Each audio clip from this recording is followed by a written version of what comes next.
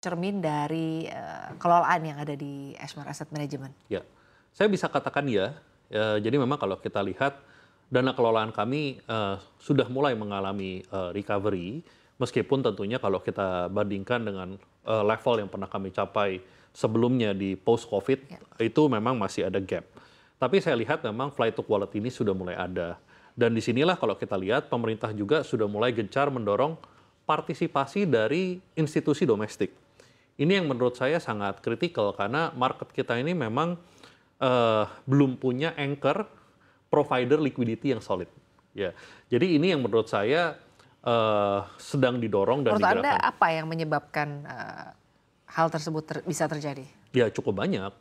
Jadi kalau misalnya kita lihat di sini, majority daripada institusi domestik yang ada di pasar itu, terutama yang memiliki dana kelolaan besar itu related dengan government. Dan saya rasa rational pada saat mereka punya prinsip yang lebih mengutamakan safety terhadap dana kelolaan, menyesuaikan dengan kebutuhan durasinya mereka.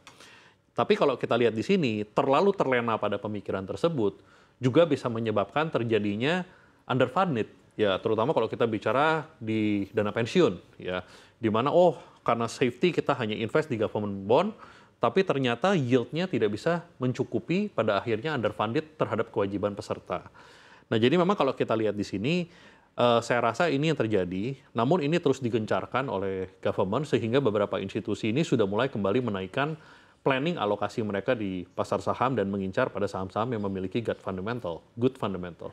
Baik, lalu terkait dengan Bank Indonesia yang menahan suku bunganya di pekan lalu ya, apakah ini juga berdampak kepada bagaimana minat dari investor asing dan juga mungkin investor domestik Ya, untuk SBN, betul. utamanya mungkin SBN retail. Bagaimana Anda melihat ini di pekan Ya, ini?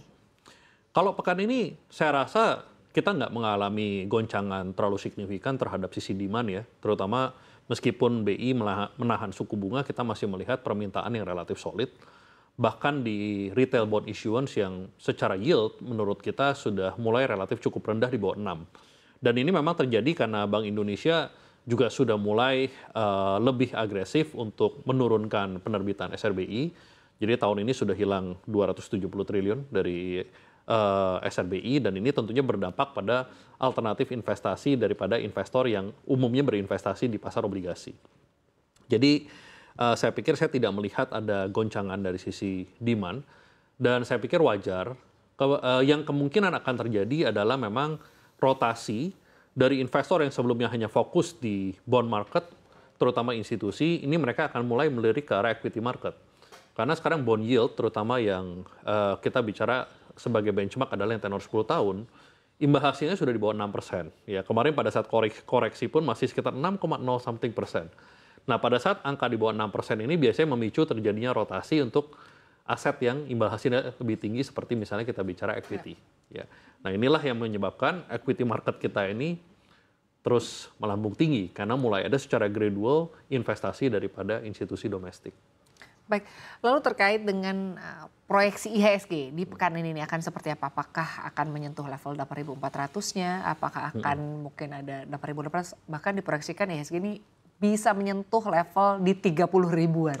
Nah, menurut Anda sendiri apakah ini memang cukup possible begitu Yeah. atau mungkin di sisa tahun 2025 ini seiring dengan juga mungkin peluang-peluang window dressing juga bisa meningkatkan IHSG seperti Ya, apa? kita bicara secara gradual dulu ya, mungkin sebelum kita sampai ke angka yang 30 ribu.